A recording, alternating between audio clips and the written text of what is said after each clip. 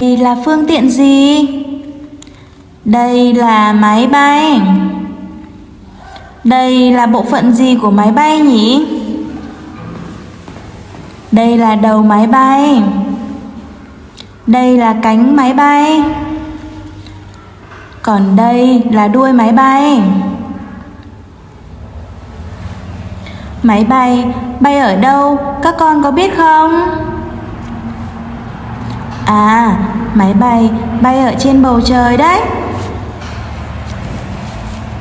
Máy bay dùng để làm gì? À, máy bay dùng để chở người và chở hàng. Khi phụ huynh hỏi trẻ không trả lời được, phụ huynh nói câu trả lời và cho trẻ nhắc lại 1 đến 2 lần. Phụ huynh nhớ nhắc trẻ trả lời đủ câu. Phụ huynh có thể giới thiệu đầy đủ lại cho các con nghe. Đây là máy bay. Đây là đầu máy bay. Đây là 2 cánh của máy bay. Còn đây là đuôi của máy bay. Máy bay bay ở trên bầu trời. Ngoài ra, phụ huynh nói thêm cho các con, máy bay có cánh rất to và dài. Cánh máy bay chính là bộ phận giúp máy bay giữ thăng bằng và bay được trên bầu trời đấy. Máy bay dùng để chở người và chở hàng. Và máy bay còn là phương tiện giao thông đường hàng không đấy.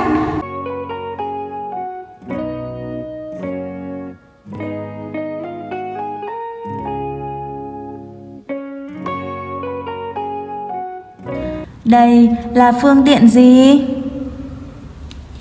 À, đây là tàu hỏa. Còn đây là gì của tàu hỏa? Đây là đầu tàu. Còn đây là các toa tàu. Còi tàu kêu như thế nào các con có biết không? À, tàu hỏa kêu tu tu tu. Tàu hỏa dùng để làm gì? À, dùng để chở người và chở hàng đấy.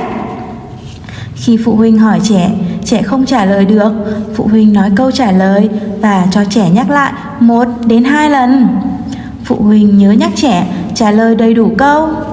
Và phụ huynh giới thiệu lại đầy đủ cho các con nghe. Đây là tàu hỏa. Đây là đầu tàu. Còn đây là các toa tàu. Tàu hỏa chạy trên đường ray đấy. Tàu hỏa dùng để chở người và chở hàng. Tàu hỏa là phương tiện giao thông đường sắt đấy. Mình hãy nói, chỉ cho bố mẹ đâu là máy bay. Và cho trẻ chỉ và nói, đây là máy bay ạ. Con hãy chỉ cho bố mẹ đâu là tàu hỏa. Phụ huynh cho các con nói và chỉ, đây là tàu hỏa ạ. Hoặc phụ huynh nói đặc điểm và cho các con chọn, phương tiện nào bay trên trời các con nhỉ? À, đúng rồi, máy bay. Các con hãy chỉ, đây là máy bay ạ. Phương tiện nào chạy trên đường ray các con nhỉ? À, đúng rồi, tàu hỏa chạy trên đường ray đấy. Các con hãy chỉ, đây là tàu hỏa ạ. Cứ như vậy, phụ huynh cho các con chơi 2 đến 3 lần.